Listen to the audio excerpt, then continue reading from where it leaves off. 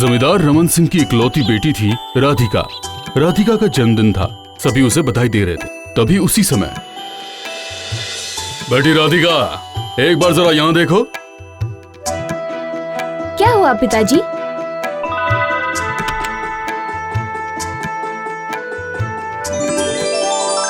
अरे वाह, ये कितना खूबसूरत है। पिताजी, ये मेरा है क्या? हाँ बेटी, ये तुम्हारे जन्मदिन का उपहार है। पिताजी।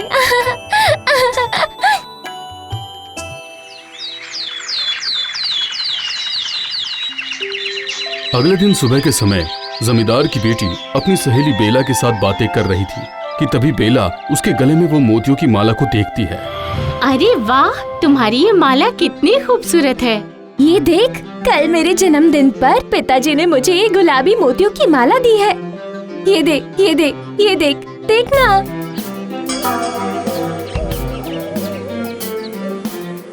अरे राधिका, ये माला बेला के हाथों में क्यों है? तो मैंने उसे देखने के लिए दी है पिताजी। क्या मतलब देखने के लिए दिया है? तुमने ये माला आखिर अपने गले से उतारी क्यों? और तुम, ए लड़की, तुमने कैसे ये माला अपने हाथों में ली? हाँ, वापस करो, वापस करो, जल्दी से इसे वापस करो।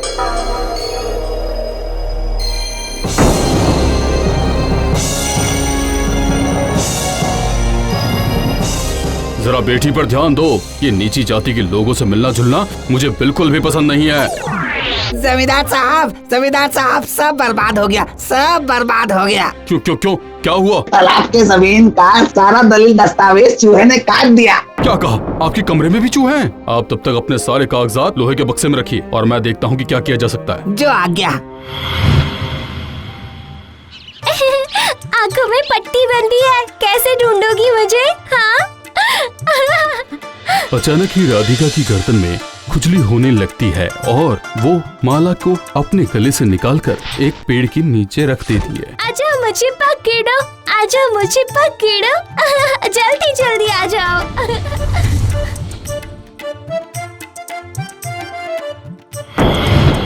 ये क्या बेटा, तुम्हारे गले की वो मोतियों की माला कहाँ है? पिताजी, वो गर्दन में बहुत खुजली हो रही थी, इसलिए मैंने खेलते खेलते वो माला पेड़ के नीचे रख दी। अरे अरे, मैं तो वो लाना भूल ही गई, अभी जाती हूँ। रहने दो, तुम्हें जाने की कोई जरूरत नहीं। पूनम जी, आप जाइए और माला लेकर आइए। जो आज्ञा।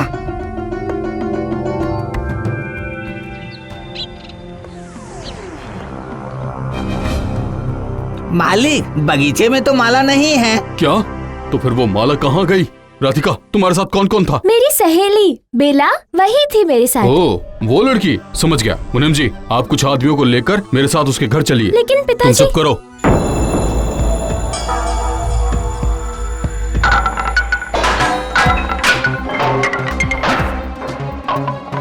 क्यों, कुछ मिला?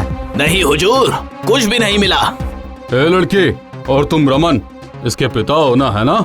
दोनों सुनो, मैं एक दिन का समय तुम्हें देता हूँ, तब तक वो माला मेरे पास पहुँच जानी चाहिए, समझे? पिताजी, आपको तो पता है ना कि मैंने वो माला नहीं ली है। जानता हूँ बेटी, जानता हूँ, लेकिन आखिर वो माला गई तो गई कहाँ? मैं उसे जरूर ढूंढ कर निकालूंगी। लेकिन बेटी, वो लोग तुम्हें अंदर जाने नहीं देंगे। मैं रात को लैंप की रोशनी से उसे ढूंढूंगी, मुझे कोई नहीं देख पाएगा। मुझे उसे ढूंढकर निकालना ही पड़ेगा।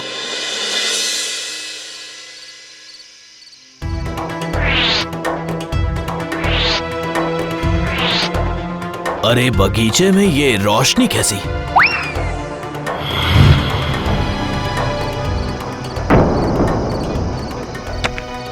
क्या बात है?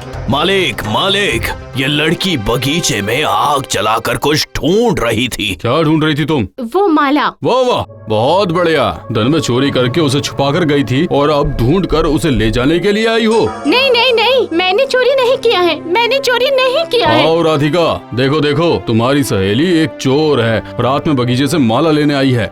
छी छी बेला, छी, तूने चोरी की? अगर तू मुझसे कह देती तो वो माला मैं ही तुझे दे देती। नहीं नहीं, मैंने चोरी नहीं किया है राधिका, मेरा विश्वास फिर कर। से झूठ बोल रही हो। कल सुबह होने के बाद इस गांव में मुझे तुम्हारा चेहरा भी नहीं दिखना चाहिए। जाओ, अब चली जाओ और अपना शक्ल मत दिखाना। पिताजी, मुझसे बहुत बड़ी गलती हो गई है, माला चोरी हो गई है। आप मुझे फिर से वैसी ही एक और माला खरीद कर देंगे ना पिताजी? वो माला वो माला मैंने उठाकर रख दी थी। मेरी सहेली ने वो माला नहीं चुराई, लेकिन पिताजी आपने तो कहा। मुझे पता था कि मेरी सहेली कभी चोरी नहीं कर सकती, कभी भी नहीं। रुको रुको, मैं अभी देता हूँ तुम्हारी माला।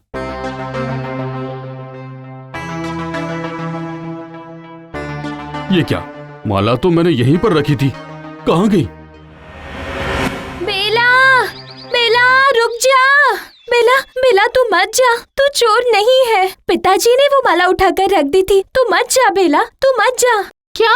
बेला चल वापस चल, मैं तुम्हें पिताजी के पास लेकर चलती हूँ। चल चल बेला, आजा, चल चल बेला चल।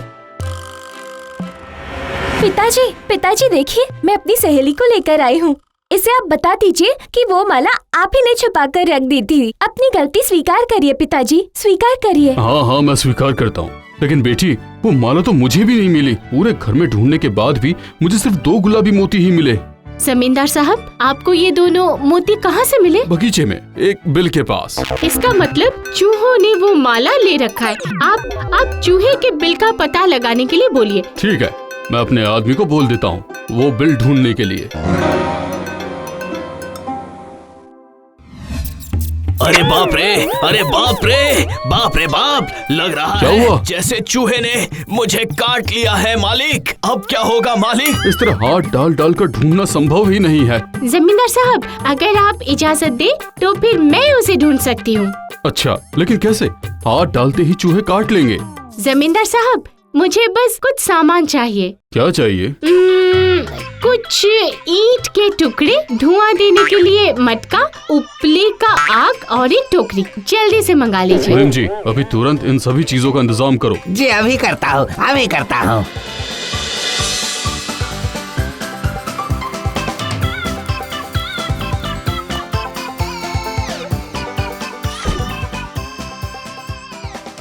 सारे सामान के आ जाने के बाद सभी देखते हैं कि बेला सभी बिलों को ईंट से जाकर ढक देती है। सिर्फ उसने 2 बिल छोड़ दिए थे।